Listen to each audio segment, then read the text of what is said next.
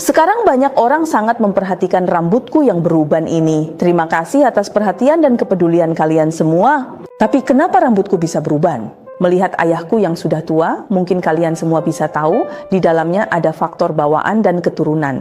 Faktor bawaan akan memberitahumu, tipe fisikmu itu seperti apa. Seperti aku, usiaku sekarang hampir 50 tahun dan aku baru mulai beruban di usia 35. Itu karena ayahku sudah lebih dulu tahu bagaimana menjaga tubuhku. Jadi, aku mulai beruban sejak usia 35 sampai sekarang. Kebetulan beliau juga seorang prajurit sinyal. Dia tahu kondisi tubuhku seperti apa, bagian mana yang lebih lemah. Jadi aku harus lebih memperhatikan bagian itu, harus memperkuatnya, harus berlatih, tidak boleh lengah. Apakah rambut bisa kembali hitam atau tidak? Itu sekunder. Bagian tubuh yang lemah harus diperkuat dengan olahraga untuk menutupi kekurangan itu. Ini prinsip mengurangi kelebihan dan menutupi kekurangan bawaan lahir.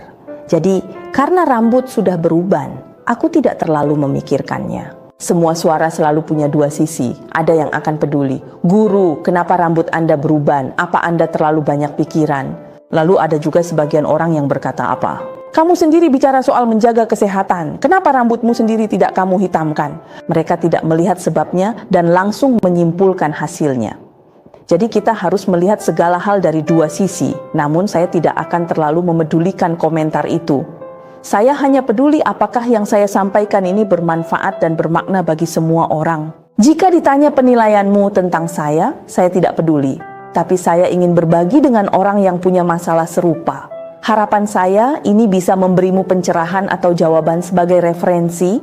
Pilihan yang kamu ambil adalah keputusanmu sendiri. Jadi untuk beberapa masalah saya tidak terlalu memikirkannya dan tidak peduli.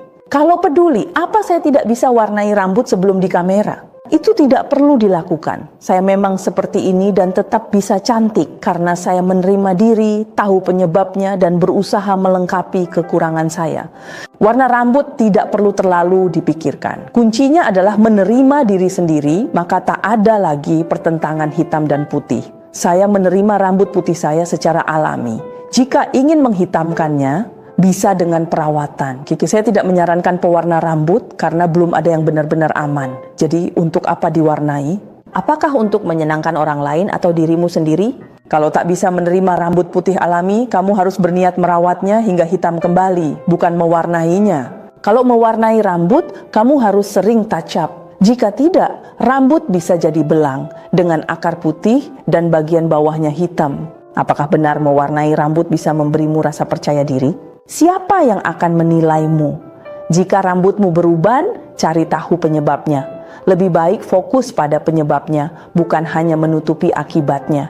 Ini adalah pilihan yang harus kamu hadapi. Jangan terus-menerus menutupi akibat dan mengabaikan penyebabnya. Rambut berfungsi sebagai sinyal dari tubuh. Jadi rambut beruban membantumu memahami kondisi tubuhmu. Apakah karena keturunan atau faktor lain? Menerima keadaan ini adalah yang utama. Mengubahnya menjadi hal sekunder.